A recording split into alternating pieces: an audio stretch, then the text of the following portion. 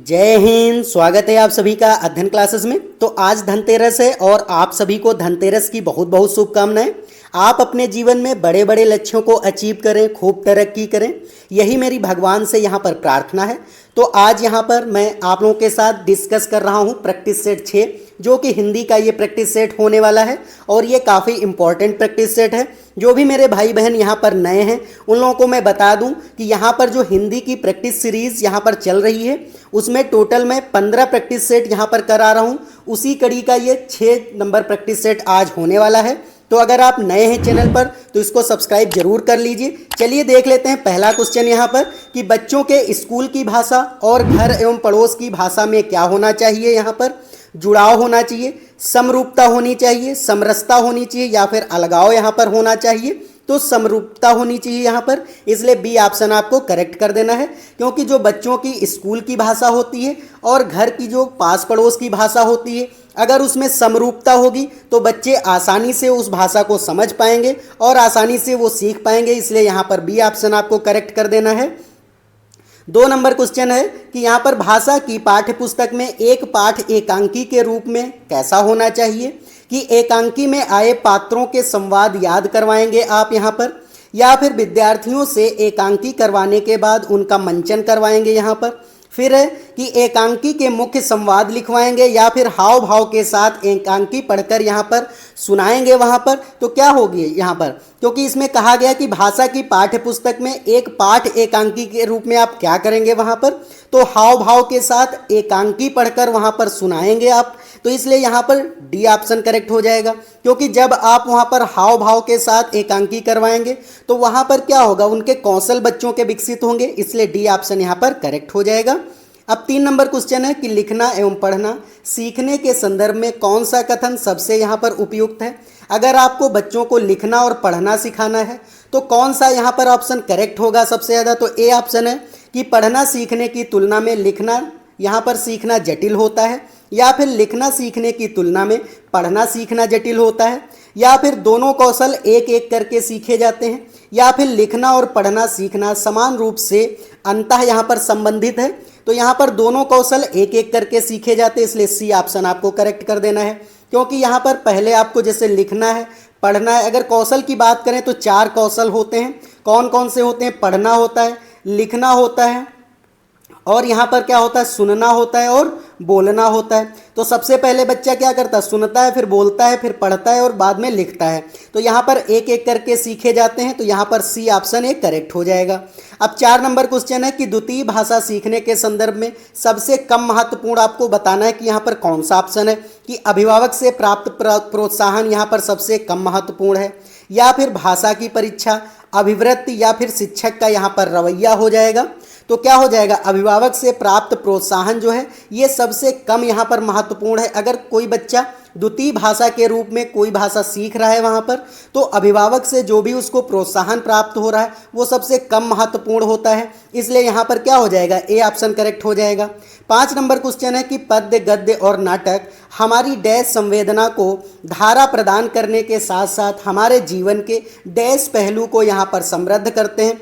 तो भाषिक और सौंदर्यात्मक, भाषिक और ज्ञानात्मक, सांस्कृतिक और साहित्यिक, और या फिर सांस्कृतिक और भौतिक यहाँ पर हो जाएगा। तो क्या हो जाएगा, पद्य, गद्य और नाटक जो है वो हमारी सांस्कृतिक संवेदना को धारा प्रदान करते हैं, और उसके बाद में क्या हो जाएगा, साथ साथ हमारे जीवन में साहित्यिक पहलू को यहाँ पर समृद्ध करते हैं। इसलिए सी ऑप्शन यहाँ पर करेक्ट हो जाएगा।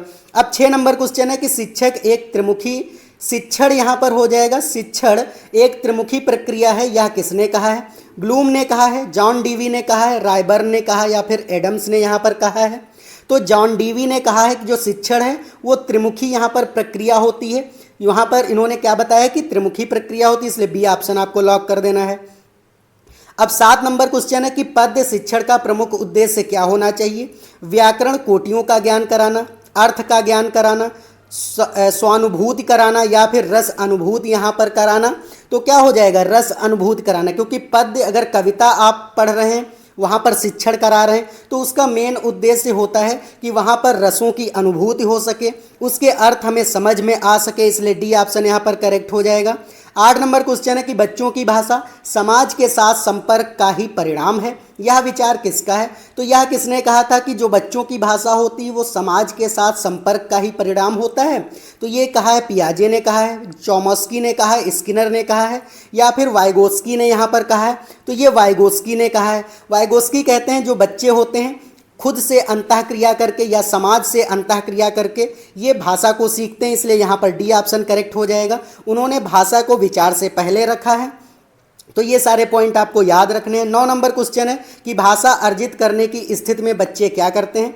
भाषिक नियमों को स्वाभाविक रूप से रटते हैं, या फिर कभी कोई त्रुटि नहीं करते हैं, अधिकतर त्रुटियां ही करते हैं, या फिर भाषिक नियमों को स्वाभाविक रूप से ग्रहण करते हैं। यहाँ पर तो क्या हो जाएगा कि भाषिक नियमों को स्वाभाविक रूप से वो रटते हैं, मतलब कि क्या करते हैं कि स्वाभाविक रूप से वो रट लेते हैं कि उनको किस तरीके से वहाँ पर भाषा अर्जन करनी है, वो सारी चीज़ें वो समझ लेते हैं। यही इस ऑप्शन का यहाँ पर है मीनिंग। तो ए ऑप्शन यहाँ पर करेक्ट हो जाएगा। अब 10 नंबर क्वेश्चन है कि वाचन शिक्षण की प्रमुख विधि कौन सी है? यहाँ पर संप्रेषण विधि है, अनुकरण विधि है, ए और बी दोनों है, या फिर ये सभी हो जाएगा? तो यहाँ पर संप्रेषण विधि और अनुकरण विधि दोनों हो जाएगी, इसलिए यहाँ पर सी ऑप्शन आपको करेक्ट कर देना है। क्योंकि वाचन, अगर आप वाचन कर रहे हैं तो संप्रेषण भी कर रहे हैं और अनुकरण भी कर सकते हैं कि किसी का बोला हुआ आप, जैसे बच्चे अगर अनुकरण करेंगे तो वहाँ पर बोलेंगे। जैसे कि अगर आप कोई यहाँ पर कविता पढ़वा रहे हैं तो बोल करके आप ही के साथ बच्चे दोहरा रहे हैं, तो वहाँ पर अनुकरण विधि हो जाएगी। तो और संप्रेषण भी हो जाएगा कि बातचीत कर रहे हैं तब भी वहाँ पर वाचन शिक्षण हो रहा है, इसलिए यहाँ पर क्या आपको कर देना है? सी ऑप्शन आपको करेक्ट कर देना है। अब 11 नंबर क्वेश्चन है कि मौन वाचन शिक्षण का उद्देश्य क्या होगा? यहाँ पर मनन शक्ति का विकास होगा, तार्किक योग्यता का विकास, ए व बी दोनों, या फिर उपयुक्त में से कोई नहीं यहाँ पर हो जाएगा। तो क्या हो जाएगा? यहाँ पर मनन शक्ति का विकास भी हो जाएगा, तार्किक योग्यता का विकास होगा। क्योंकि मौन वाचन में क्या होता है, बिना बोले यहाँ पर पढ़ना होता है, मतलब कि आवाज़ नहीं निकलेगी, लेकिन आप क्या करेंगे वहाँ पे पढ़ेंगे तो आप मनन कर सकते हैं और तार्किक योग्यता भी वहाँ पर विकसित होती है, इसलिए बी, ए और बी दोनों करेक्ट हो जाएंगे। तो सी ऑप्शन आपको लॉक कर देना है। 12 नंबर क्वेश्चन है कि लेखन शिक्षण की प्रमुख विधि कौन सी है? यहाँ पर मॉन्टेसरी विधि है, जैक्टार्ट विधि है, या फिर पेस्टोलॉजी विधि है, या फिर ये सभी हो जाएगा? तो यहाँ पर ये सभी हो जाएगा, क्योंकि लेखन शिक्षण में ये सभी जो है प्रमुख विधियाँ हैं। मॉन्टेसरी विधि भी है, जैक्टार्ट विधि भी है, पेस्टोलॉजी विधि भी है, और यहाँ पर ये सभी हो जाएगा। तो डी ऑप्शन आपको लॉक कर देना है। अब 13 नंबर क्वेश्चन है कि इनमें से कौन सा भाषा शिक्षक का यहाँ पर प्रमुख कौशल है? अगर कोई भाषा शिक्षक है तो उसका प्रमुख कौशल क्या होगा? भाषा का पूर्ण ज्ञान होगा, शुद्ध उच्चारण करने वाला होना चाहिए, स्वच्छ लेखन में निपुणता वहाँ पे उसको आनी चाहिए, या फिर उपयुक्त सभी यहाँ पर होना चाहिए? तो उपयुक्त सभी होना चाहिए, क्योंकि अगर वह भाषा शिक्षक है तो उसको भाषा का पूर्ण ज्ञान भी होना चाहिए, शुद्ध उच्चारण भी वो करे। अगर वो शुद्ध उच्चारण नहीं करेगा तो बच्चे समझ ही नहीं पाएंगे, वहाँ पर वो शब्दों को अच्छी तरीके से जान नहीं पाएंगे, तो वहाँ पर वो प्रभावी तरीके से भाषा को नहीं सीख पाएंगे। और स्वच्छ लेखन भी, अगर वो साफ साफ नहीं लिखेगा तो बच्चे कैसे वहाँ पर वर्ण और वहाँ पर शब्द में भेद जान पाएंगे? इसलिए यहाँ पर क्या हो जाएगा? डी ऑप्शन आपको लॉक कर देना है। 14 नंबर क्वेश्चन है कि कौन सा शिक्षण साधन दृश्य नहीं है? आपको ये बताना है कि कौन सा शिक्षण साधन है जो कि दृश्य नहीं, मतलब दिखाई नहीं पड़ता है। श्यामपट्ट है, रेखा चित्र है, रेडियो है, या फिर उपयुक्त सभी यहाँ पर है? तो यहाँ पर रेडियो जो है वो केवल सुनाई पड़ता है, उसमें कुछ दिखाई नहीं पड़ता है। आपने देखा होगा जो रेडियो होता है वहाँ पर क्या होता है, सारी चीज़ें, अगर आप गाना सुन रहे हैं वहाँ पर तो गाना आपको सुनाई पड़ेगा, वहाँ पर दिखाई नहीं पड़ेगा, इसलिए सी ऑप्शन आपको करेक्ट कर देना है। अब 15 नंबर क्वेश्चन है कि उच्चारण संबंधी दोष कौन सा है? ध्वनि तत्व है, स्वर आघात है, इकार उकार है, या फिर उपयुक्त सभी यहाँ पर हो जाएगा? तो उपयुक्त सभी, क्योंकि ध्वनि से सभी संबंधित है। अगर ध्वनि तत्व में कमी होगी तब भी ये क्या है, ध्वनि संबंधी, ये जो है उच्चारण संबंधी दोष हो जाएगा। स्वराघात हो जाएगा, इकार उकार भी यहाँ पर क्या होता है, उच्चारण संबंधी यहाँ पर दोष होता है, इसलिए डी ऑप्शन आपको लॉक कर देना है। तो ये शुरुआत के जो 15 क्वेश्चन हैं ये हिंदी पेडागोजी के थे। उम्मीद है आपको सारे ये क्वेश्चन समझ में आए होंगे। अगर आपको ये सारे क्वेश्चन समझ में आए, अगर आपको वीडियो अच्छा लगा है तो वीडियो को लाइक कर दीजिए, और नए हैं चैनल पर तो इसको सब्सक्राइब जरूर कर दीजिए। चलिए देख लेते हैं यहाँ पर अब गद्यांश, उसके बाद यहाँ पर क्वेश्चन है, फिर नीचे पद्यांश है, और उसके भी यहाँ पर क्वेश्चन है। तो यहाँ पर 9 क्वेश्चन आपको गद्यांश के मिलेंगे और 6 क्वेश्चन यहाँ पर पद्यांश के मिलेंगे। तो टोटल ये 15 क्वेश्चन आपके आते हैं। इसी तरीके से आप में सीटेट में भी आते हैं। तो चलिए देख लेते हैं गद्यांश क्या है। कि कभी सोचा है भारत में कितने प्रकार के वाद्य यंत्र प्रचलित हैं?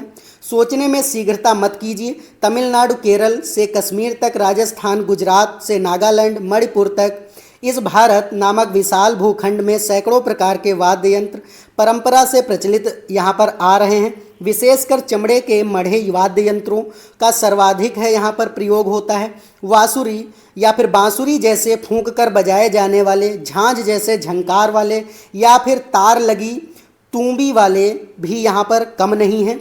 ये तार वाले भी कुछ गज से बजाए जाते हैं और कुछ छोटी सी अंगूठी जैसे मिजराब से। अब प्रश्न उठता है कि जिन्हें हम भारतीय वाद्य यंत्र कहते हैं, क्या ये भारत में ही जन्मे हैं या कहीं और से आए हैं? कहना कठिन है।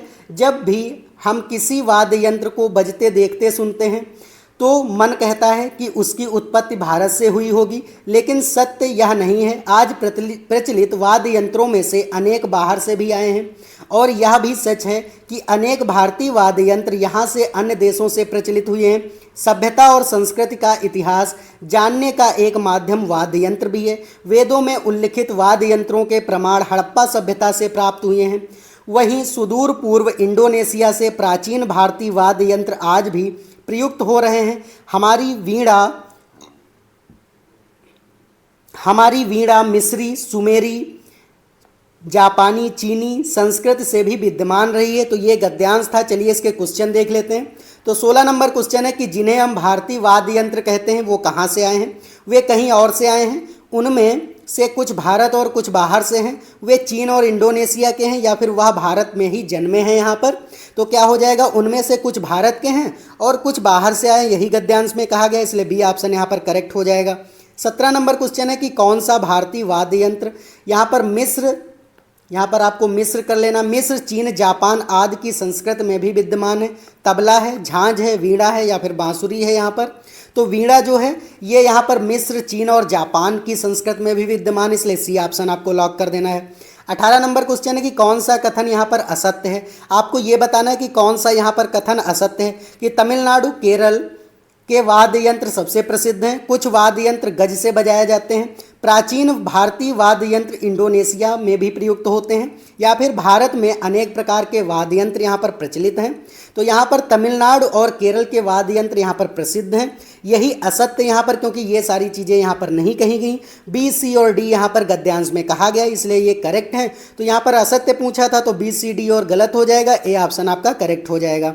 19 नंबर क्वेश्चन है कि गद्यांश के अनुसार सभ्यता और संस्कृति का इतिहास जानने में सहायक है। संस्कृत ग्रंथ है, वाद्य यंत्र है, कलाकार है या फिर प्राचीन यहाँ पर यंत्र हो जाएगा। तो यहाँ पर वाद्य यंत्र ही यहाँ पर संस्कृत का इतिहास जानने में सहायक है, इसलिए यहाँ पर बी ऑप्शन करेक्ट हो जाएगा। 20 नंबर क्वेश्चन है कि भारतीय शब्द व्याकरण की दृष्टि से कैसा है? तो आपको ये बताना कि जो भारतीय शब्द है ये कैसा शब्द है? सर्वनाम है, विशेषण है, क्रिया है या फिर यहाँ पर संज्ञा है? तो ये विशेषण है, क्योंकि भारत से ही क्या बना है, ये प्रत्यय लग गया है और ये क्या बन गया, भारतीय बन गया। तो जब भी प्रत्यय लग के बनेगा तो विशेषण हो जाता है। तो यहाँ पर जो है क्या हो जाएगा, बी ऑप्शन आपको करेक्ट कर देना है। अब 21 नंबर क्वेश्चन है कि किस शब्द में उपसर्ग प्रत्यय दोनों हैं? यहाँ पर भारतीय में है, शीघ्रता में है, विशाल में है या फिर प्रचलित में है? यहाँ पर तो क्या है, प्रचलित में हो जाएगा। चल में क्या लग गया है, चल में यहाँ पर चल धातु में प्रा यहाँ पर उपसर्ग लग गया और इत प्रत्यय लग गया, तो प्रचलित हो गया यहाँ पर। तो इसलिए डी ऑप्शन आपको लॉक कर देना है।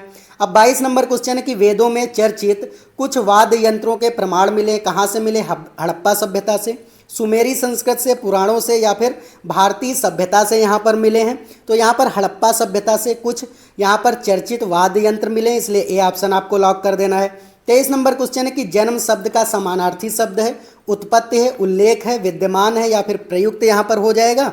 तो यहाँ पर उत्पत्ति हो जाएगा, क्योंकि जन्म का समानार्थी शब्द क्या है, पर्यायवाची शब्द जो है वो उत्पत्ति हो जाएगा। जन्म का मतलब उत्पत्ति होता है, तो यहाँ पर ए ऑप्शन आपको लॉक कर देना है।